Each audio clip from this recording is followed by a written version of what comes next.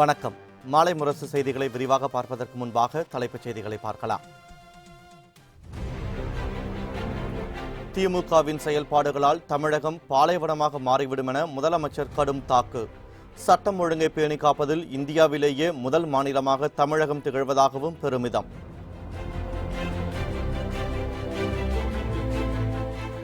காங்கிரஸ் தேர்தல் அறிக்கை மக்கள் மத்தியில் வரவேற்பை பெற்றுள்ளதாக மு.க. ஸ்டாலின் பரப்புரை. திமுக ஆட்சியில் விவசாயிகள் அரசு ஊழியர்கள் மீது அதிக அக்கறை கொண்டிருந்ததாகவும் பேச்சு.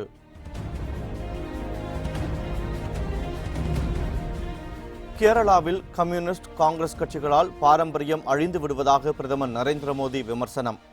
அரசியல் வன்முறைகளை தூண்டி விடுவதாகவும் சாடல்.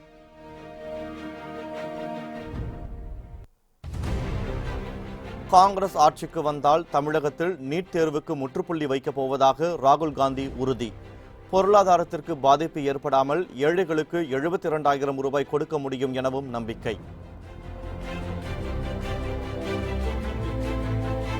நாடு முழுவதும் இதுவரை 2,500 கோடி ரூபாய் மதிப்பிலான பணம், பொருட்கள் பறிமுதல். இந்திய தலைமை தேர்தல் ஆணையம் தகவல்.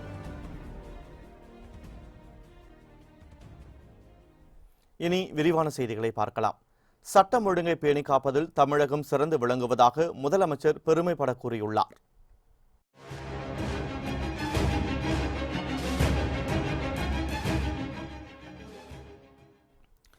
மக்களவைத் தேர்தலை முன்னிட்டு முதலமைச்சர் எடப்பாடி பழனிசாமி சூறாவளி பிரச்சாரத்தில் ஈடுபட்டு வருகிறார். சேலம் மாவட்டத்தில் அதிமுக கூட்டணி வேட்பாளர்களை ஆதரித்து பிரச்சாரம் மேற்கொண்ட முதலமைச்சர் அதிமுக அரசின் சாதனைகளை விளக்கி வாக்கு சேகரித்தார். பிரச்சாரத்தின் போது பேசிய முதலமைச்சர் திமுகவின் செயல்பாடுகளால் தமிழகம் பாலைவனமாக மாறிவிடும் என குறிப்பிட்டார். சட்டம் ஒழுங்கை பேணி காப்பதில் தமிழகம் இந்தியாவிலேயே முதன்மை மாநிலமாக திகழ்வதாகவும் முதலமைச்சர் எடப்பாடி பழனிசாமி பெருமைப்பட கூறினார்.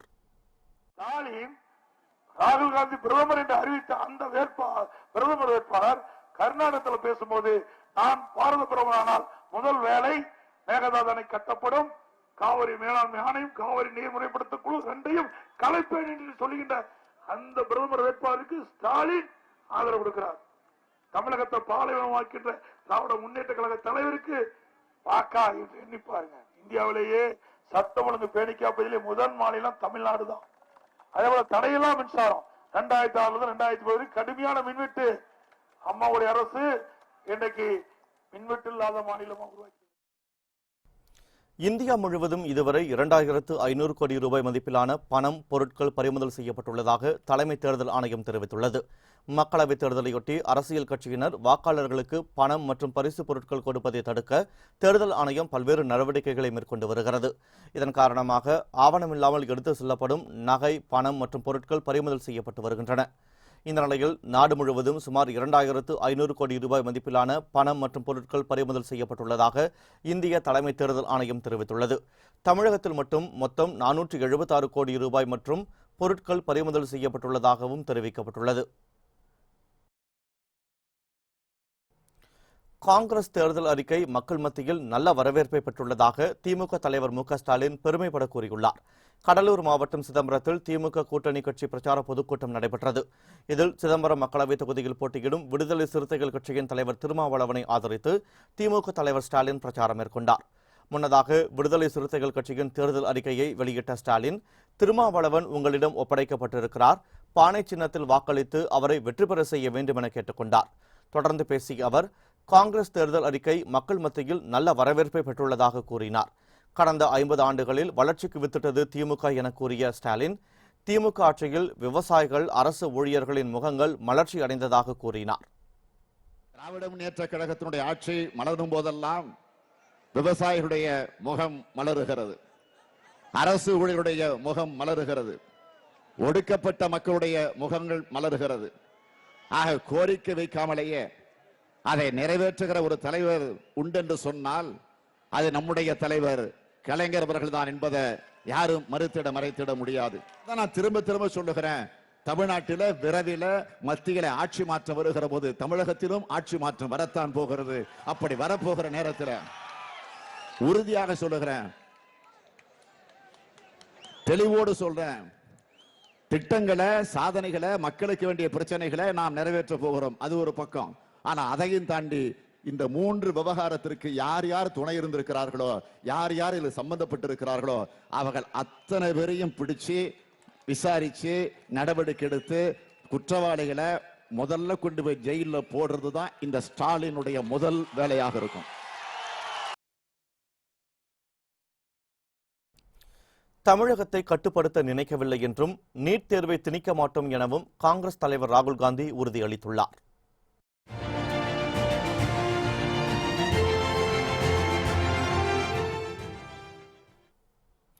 காங்கிரஸ் தலைவர் ராகுல் காந்தி தமிழகத்தில் 2ஆம் கட்டமாக தேர்தல் பிரச்சாரத்தில் ஈடுபட்டார்.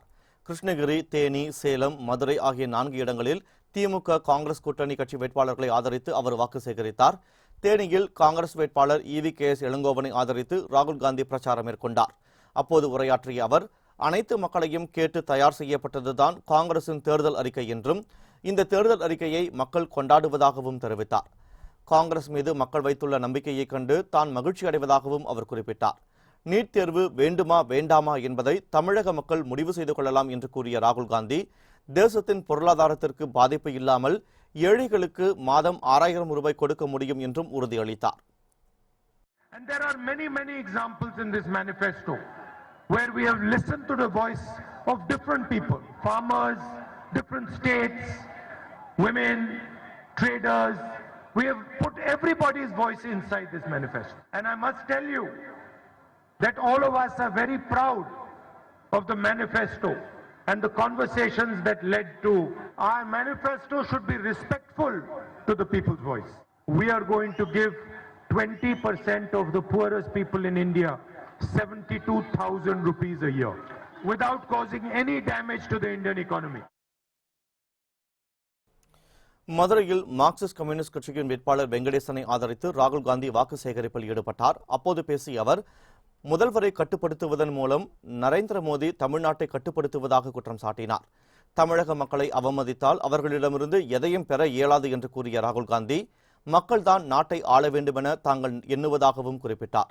ஆனால் தனி மனிதன் தான் ஆள வேண்டுமென பாஜக நினைப்பதாகவும், அவர்களுக்கு பெரியார், கருணாநிதி போன்ற சிந்தனையாளர்கள் பற்றி தெரியாது எனவும் கூறினார்.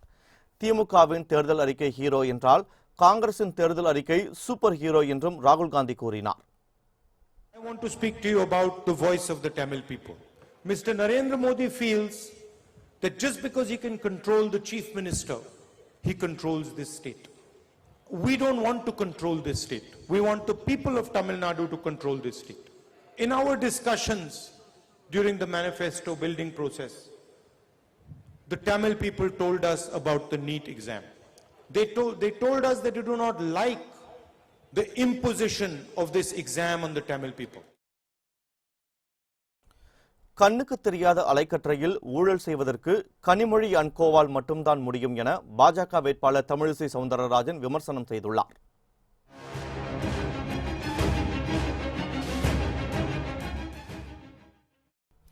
தூத்துக்குடி மாவட்டம் சாத்தான்குளம் சுற்று வட்டார பகுதிகளில் பாஜக வேட்பாளர் தமிழிசை சவுந்தரராஜன் தீவிர பிரச்சாரம் மேற்கொண்டார்.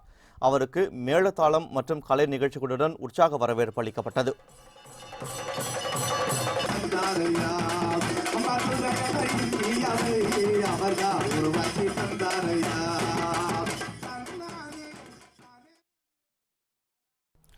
மணிநகரில் பரப்புரையாற்றிய தமிழிசை சவுந்தரராஜன், கண்ணுக்கு தெரியாத அலைக்கற்றையில் ஊழல் செய்வதற்கு கனிமொழி அண்ட் கோவால் மட்டும்தான் முடியும் என விமர்சனம் செய்தார். மேலும் திமுகவினருக்கு மக்களின் முன்னேற்றத்தில் அக்கறை இல்லை எனவும் அவர் குற்றம் சாட்டினார். அந்த அண்ணனோட கடைக்கு முகவரி கேட்டால் எனக்கு தெரியும். இங்கே இந்த தம்பி ஏற்பாடு செய்தவர்கள் இவர்களின் வீட்டு முகவரிக்கு இடம் கேட்டால் எனக்கு தெரியும். ஆனால் நிச்சயமாக ஊழல் செய்துவிட்டு சிறை தண்டனை அடையும் திகார் ஜெயிலுக்கு எனக்கு நிச்சயமாக முகவரி தெரியவே தெரியாது. நாம் உபயோகிக்கும் கண்ணுக்கு தெரியாத அந்த அலைக்கற்றை, கண்ணுக்கு தெரியாதது கூட ஊழல் செய்ய முடியும் என்றால் கனிமொழி அன்கோவால தான் அந்த ஊழலை செய்ய முடியும். நாட்டின் பாதுகாப்பை பாஜக அரசு வலுப்படுத்தியதாக புகழாரம் சூட்டிய GK வாசன், திமுக ஆட்சியில் நிலவிய மின்வெட்டு காரணமாக விவசாயிகள் பெருமளவில் பாதிக்கப்பட்டதாக குற்றம் சாட்டினார். மத்திய சென்னை மக்களவைத் தொகுதியில் அதிமுக கூட்டணி சார்பில் போட்டியிடும் பாமக வேட்பாளர் சாம் பால் மற்றும் தென் சென்னை தொகுதியின் அதிமுக வேட்பாளர் ஜெயவர்தன் ஆகியோரை ஆதரித்து அரும்பாக்கம் அருகே பிரச்சாரம் மேற்கொள்ளப்பட்டது. இதில் தமிழ் மாநில காங்கிரஸ் தலைவர் ஜி.கே. வாசன் கலந்து கொண்டு வாக்கு சேகரித்தார். அப்போது பரப்புரையாற்றிய அவர், அதிமுக ஆட்சியில் தமிழகம் மின்மிகை மாநிலமாக திகழ்வதாகவும் நாட்டின் பாதுகாப்பை மத்தியில் ஆளும் பாஜக அரசு வலுப்படுத்தியதாகவும் புகழாரம் சூட்டினார். தொடர்ந்து பேசிய அவர், திமுக ஆட்சியில் நிலவிய 8 மணி நேர மின்வெட்டு காரணமாக விவசாயிகள் மற்றும் பொதுமக்கள் பெருமளவில் பாதிக்கப்பட்டதாக குற்றம் சாட்டினார். இந்தியாவை நல்லரசாக நடத்தி கொண்டிருக்கிற பாஜக அரசு வரும் வருடங்களிலே இந்தியாவை வல்லரசாக மாற்றக்கூடிய நிலையை ஏற்படுத்தும். இந்திய மக்கள் எதிர்பார்க்கின்ற இந்தியாவினுடைய பாதுகாப்பிற்கு உத்தரவாதம் கொடுக்கும் அரசு பாஜக அரசு. இதனை உணர்ந்து தெரிந்து புரிந்து தமிழகத்துடைய அதிமுக மெகா கூட்டணியை உருவாக்கி பாதுகாப்பான இந்தியா நமக்கு தேவை என்பதை மக்களுக்கு உணர்த்தி மத்திய மாநில அரசுகளுடைய ஒத்த கருத்து என்பது தடையில்லா தமிழகத்துடைய வளர்ச்சி என்பதை நீங்கள் மனதிலே வைத்துக் கொள்ள வேண்டும். கேரளாவில் கம்யூனிஸ்ட் மற்றும் காங்கிரஸ் கட்சிகளால் பாரம்பரியம் அழிந்து விடுவதாக பிரதமர் நரேந்திர மோடி குற்றம் சாட்டினார். கேரளாவில் 20 மக்களவைத் தொகுதிகளுக்கான தேர்தல் வரும் 23ஆம் தேதி நடைபெறுகிறது. 20 தொகுதிகளில் 227 வேட்பாளர்கள் போட்டியிடுகின்றனர். இந்த நிலையில் கோழிக்கோட்டில் நடைபெற்ற பொதுக்கூட்டத்தில் பாஜக வேட்பாளர்களை ஆதரித்து பிரதமர் நரேந்திர மோடி பிரச்சாரம் செய்தார். கூட்டத்தில் பேசிய பிரதமர் நரேந்திர மோடி, தற்போது மாநிலத்தில் காங்கிரஸ் கூட்டணியும் இடதுசாரி கூட்டணியும் பலமாக உள்ளதாகவும் சிபிஎம் மற்றும் காங்கிரஸ் கேரளாவில் அரசியல் வன்முறைகளை தூண்டிவிடுவதாகவும் விமர்சனம் செய்தார். கேரளாவில் சிபிஎம் மற்றும் காங்கிரஸ் கட்சிகள் மாறி மாறி ஆட்சி செய்து வருவதை சுட்டிக்காட்டி பேசிய பிரதமர், இந்த 2 கட்சிகளால் கேரளாவின் பாரம்பரியம் அழிந்து விடுவதாகவும் காங்கிரஸ் போன்ற கட்சிகள் தான் ஊழலுக்கு உரிமம் வழங்கியதாகவும் குற்றம் சாட்டினார். முத்தலாக் விவகாரம், சபரிமலை கோவிலில் பெண்கள் அணுகுமுறை போன்ற பல முக்கிய நிகழ்வுகளில் பாஜக அரசு முக்கிய பங்கு வகித்துள்ளதாக குறிப்பிட்ட பிரதமர், சபரிமலையில் பெண்கள் அனுமதி குறித்து பல போராட்டங்கள் நடந்ததாகவும் மாநிலத்தை ஆளும் கட்சி நிலையற்ற முரண்பாடுகளை முன்வைத்ததாகவும் பிரதமர் குறிப்பிட்டார். ஜார்க்கண்ட் மாநிலத்தில் மக்களவைத் தேர்தலை புறக்கணிக்க கோரி மாவோயிஸ்ட் தீவிரவாதிகள் நடத்திய குண்டுவெடிப்பில் 3 கட்டடங்கள் உருக்குலைந்தன. மக்களவைத் தேர்தல் கடந்த 11ஆம் தேதி துவங்கி 7 கட்டங்களாக நடைபெற உள்ளது. அதே நேரம் இந்த தேர்தலை மக்கள் புறக்கணிக்க வேண்டுமென மாவோயிஸ்ட் தீவிரவாதிகள் வட மாநிலங்களில் வெடிகுண்டு தாக்குதலில் ஈடுபட்டு வருகின்றனர். குறிப்பாக பீகார், சத்தீஸ்கர், ஜார்க்கண்ட் மாநிலங்களில் தேர்தலை புறக்கணிக்க வேண்டும் என அச்சுறுத்தும் மாவோயிஸ்டுகள் அந்த மாநிலங்களில் கன்னிவெடி தாக்குதலிலும் ஈடுபட்டு வருகின்றனர். இந்த நிலையில் அதிகாலை ஜார்க்கண்ட் மாநிலம் சிங்பூம் மாவட்டத்தில் உள்ள கொய்ரா கிராமத்தில் மாவோயிஸ்டுகள் குண்டுவெடிப்பை நிகழ்த்தியுள்ளனர். இதில் கட்டுமான பணிகள் முடிவுறும் தருவாயில் இருந்த 2 கட்டடங்களும் வனத்துறைக்கு சொந்தமான விருந்தினர் இல்லமும் தகர்ந்தன. அதிர்ஷ்டவசமாக உயிர் சேதம் எதுவும் நிகழவில்லை. இந்த கட்டடங்களுக்கு அருகில் தேர்தலை மக்கள் புறக்கணிக்க வேண்டும் என்ற வாசகங்களுடன் கூடிய போஸ்டர்கள் ஒட்டப்பட்டிருந்தன. இந்த சம்பவத்தை அடுத்து அந்த பகுதியில் காவல்துறையினர் குவிக்கப்பட்டுள்ளனர். செய்திகள் தொடர்கின்றன. தமிழகத்தில் தேனி மற்றும் ராமநாதபுரத்தில் நடைபெறும் தேர்தல் பொதுக்கூட்டங்களில் கலந்து கொள்வதற்காக பிரதமர் நரேந்திர மோடி தனி விமானம் மூலம் நேற்றிரவு மதுரை வந்தார். தமிழகத்தில் மக்களவை மற்றும் 18 சட்டப்பேரவை தொகுதி இடைத்தேர்தல்களுக்கான வாக்குப்பதிவுக்கு இன்னும் சில நாட்களே உள்ள நிலையில் பிரதமர் நரேந்திர மோடி இன்று தேனியில் நடைபெறும் தேர்தல் பொதுக்கூட்டத்தில் கலந்து கொள்கிறார். அப்போது தேனி, திண்டுக்கல், மதுரை, விருதுநகர் ஆகிய தொகுதிகளைச் சேர்ந்த வேட்பாளர்களுக்கும், பின்னர் ராமநாதபுரத்தில் நடைபெறும் பொதுக்கூட்டத்தில் ராமநாதபுரம், சிவகங்கை, தென்காசி, தூத்துக்குடி ஆகிய மக்களவைத் தொகுதி வேட்பாளர்களுக்கும் ஆதரவாக பிரச்சாரம் செய்கிறார். இந்த நிலையில் நேற்று கேரளாவில் பிரச்சாரத்தை முடித்துக் கொண்ட பின் தனி விமானம் மூலம் நேற்று இரவு பிரதமர் நரேந்திர மோடி மதுரை வந்தார். காங்கிரஸ் தலைவர் ராகுல் காந்தி, பிரதமர் நரேந்திர மோடி என அடுத்தடுத்து தேசிய தலைவர்களின் வருகையால் தமிழகத்தில் தேர்தல் களம் சூடுபிடித்துள்ளது. படித்த இளைஞர்களுக்காக வேலைவாய்ப்பு முகாம்களை நடத்துவது உள்ளிட்ட பல முக்கிய அம்சங்களை முன்வைத்து தேனி மக்களவைத் தொகுதி அதிமுக வேட்பாளர் OP ரவீந்திரநாத் குமார் வாக்கு சேகரிப்பில் ஈடுபட்டார்.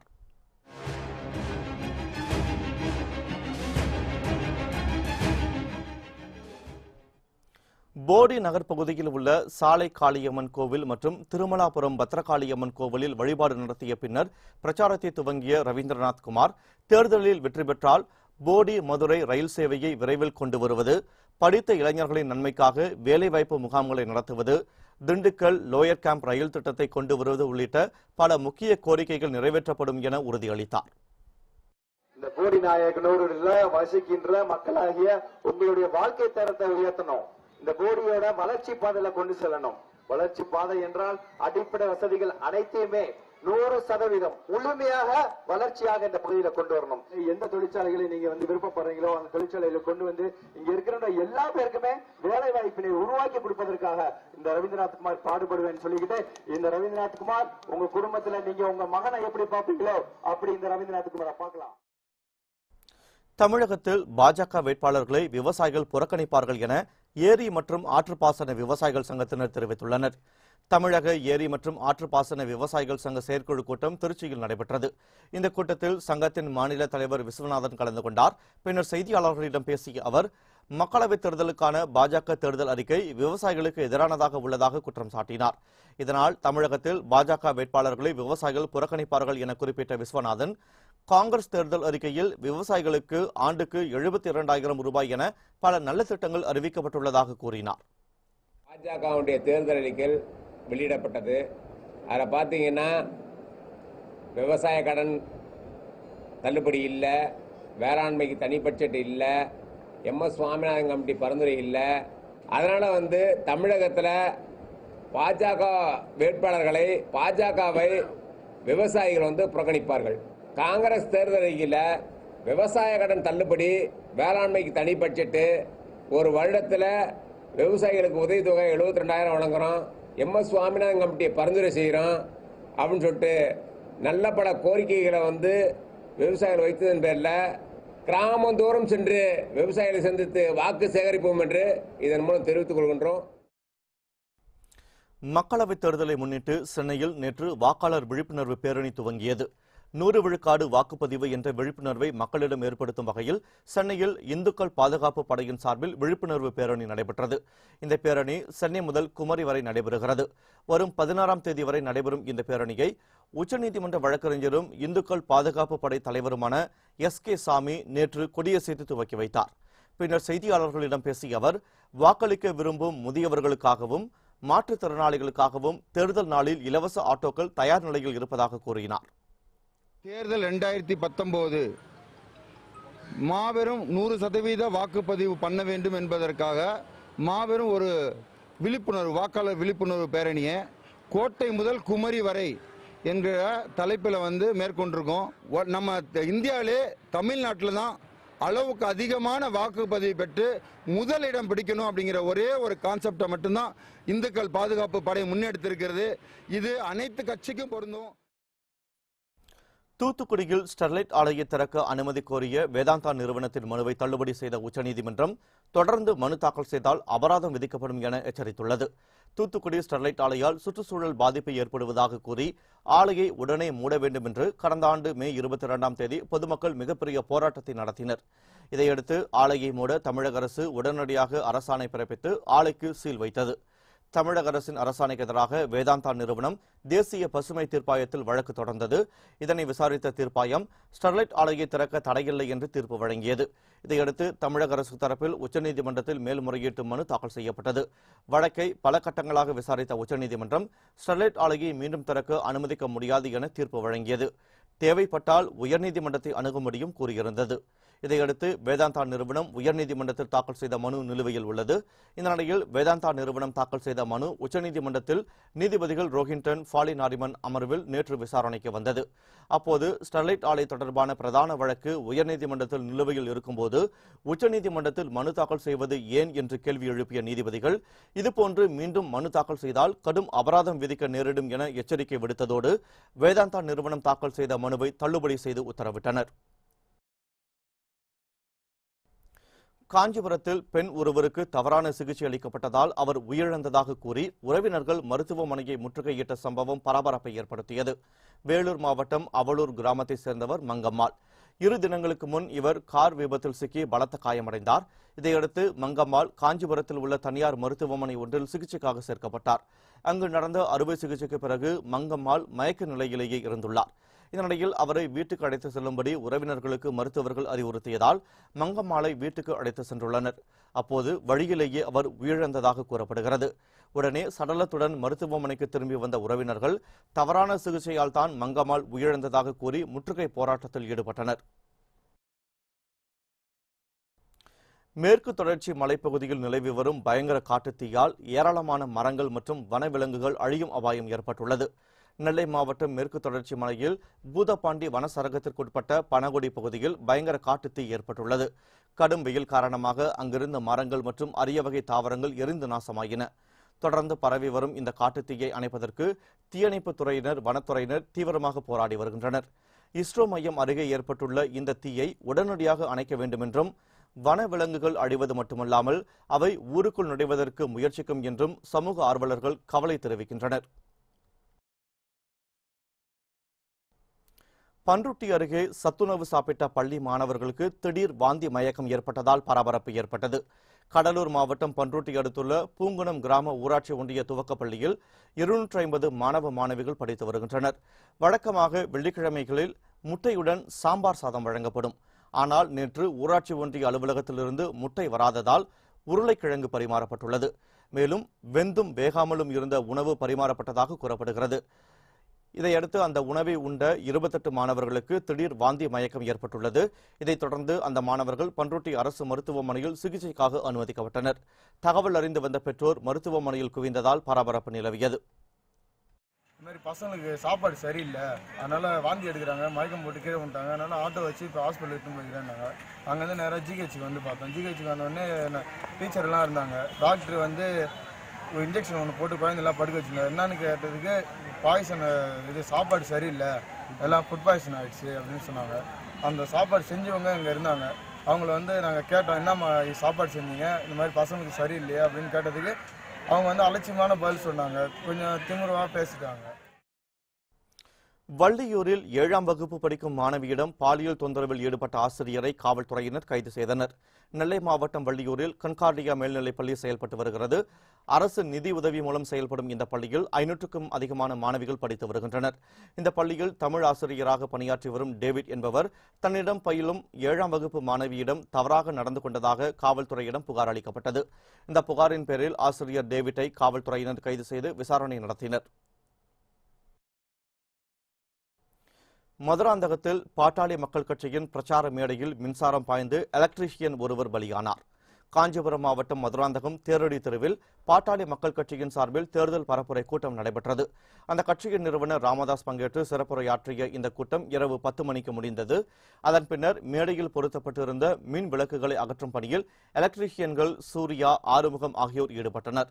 அப்போது எதிர்பாராத விதமாக சூர்யாவின் உடலில் மின்சாரம் பாய்ந்ததால் அவர் தூக்கி வீசப்பட்டார். எலக்ட்ரீஷியன் ஆறுமுகமும் காயமடைந்தார். இருவரும் செங்கல்பட்டு மருத்துவமனைக்கு கொண்டு செல்லப்பட்டனர். ஆனால் வழியிலேயே சூர்யா உயிரிழந்தார். அவரது உடல் பிரேத பரிசோதனைக்காக மருத்துவமனைக்கு அனுப்பி வைக்கப்பட்டது. இந்த சம்பவம் குறித்து மதுராந்தகம் காவல்துறையினர் வழக்கு பதிவு செய்து விசாரணை மேற்கொண்டு வருகின்றனர்.